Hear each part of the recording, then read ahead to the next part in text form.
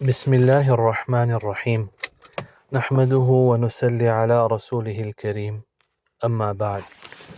It is without doubt the greatest gift that Allah subhanahu wa ta'ala has blessed anyone is the gift of Iman. The challenge that you and I have is that we have to maintain this Iman until we leave this world to such an extent that it gives us entry into paradise. We should never be complacent that because we are born with Iman or because we have Iman, it will always be with us. Rather, it's important for us to ensure the safeguard of this great gift of Allah of Iman. Rasulullah sallallahu alayhi wasallam, being the greatest recipient of this Iman and the greatest distributor of this bounty of Allah to the Ummah, would make dua, Ya muthabbit al-qulub, thabbit qalbi ala dinik. That, oh Allah, you are the strengthener of hearts. Keep my heart steadfast and strengthened on this deen that you have blessed us with. That is how important is it. Ibrahim alayhi salam, he made dua. Ibrahim alayhi salam was the one that broke the idols. And on top of breaking the idols, he was the greatest friend of Allah subhanahu wa ta'ala. Yet he would make dua, Rabbi najjini, oh Allah save me and my child, and na'bud al-asnam, that we worship idols. So this bounty of Iman is something that we at all cost have to save, protect and enhance in our life. How do we do that? How do we save this Iman? How do we enhance the benefit of this Iman? So there are a few things. Number one is that we need to stay away and we need to remove ourselves from places that will tarnish this Iman. We need to stay away from places that will keep doubt in this Iman. In the ahadith of Rasulullah sallallahu alayhi wasallam, the one aspect that we learn from when it comes to the trials of Dajjal, Rasulullah sallallahu alayhi wasallam said to the effect that one should run far away from Dajjal.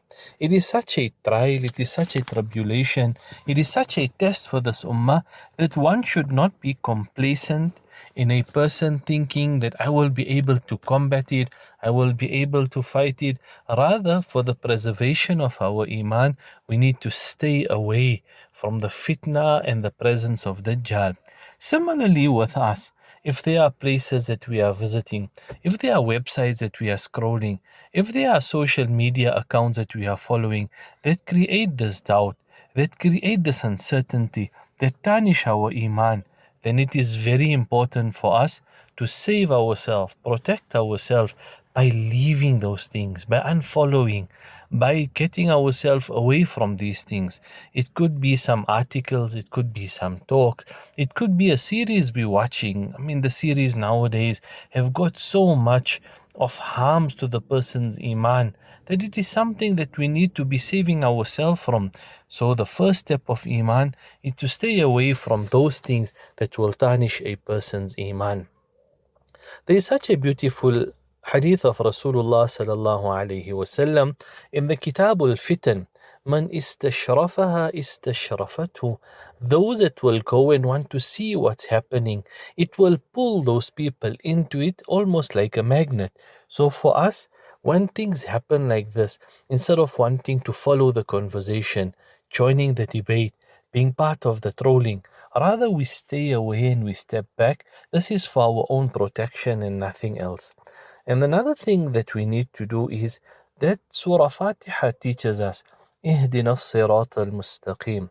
It's important not only do we ask for guidance, and guidance is the greatest thing that any person can ask for, but we have to walk the talk. We have to be with those people that have asked for guidance. We have to change to being those people that will harm us, our presence and our belief, to those people that will benefit us. So whether it be coming to the salah 5 times a day, becoming a safe haven to protect our Iman, whether it be keeping in contact with our local Imam, our teacher at the madrasa or the Islamic school or the maktab, or whether it will be some pious people whose effect will just rub on us, that will protect us, we have to learn to be with the good so that the bad can stay away from us. Because in this, Allah subhanahu wa ta'ala teaches us that success in wanting to get this perfect Iman and this happiness of Allah subhanahu wa ta'ala is done with the help of the pious, the righteous, and the good people. Being from the youth of this ummah, there will always be tests on our Iman in different ways via different mediums. The one challenge that we have is to always protect our Iman. And the one opportunity we have is to enhance this Iman in our life so that we may gain the recognition and the closeness of Allah subhanahu wa ta'ala. May Allah give us all the understanding and the tawfiq.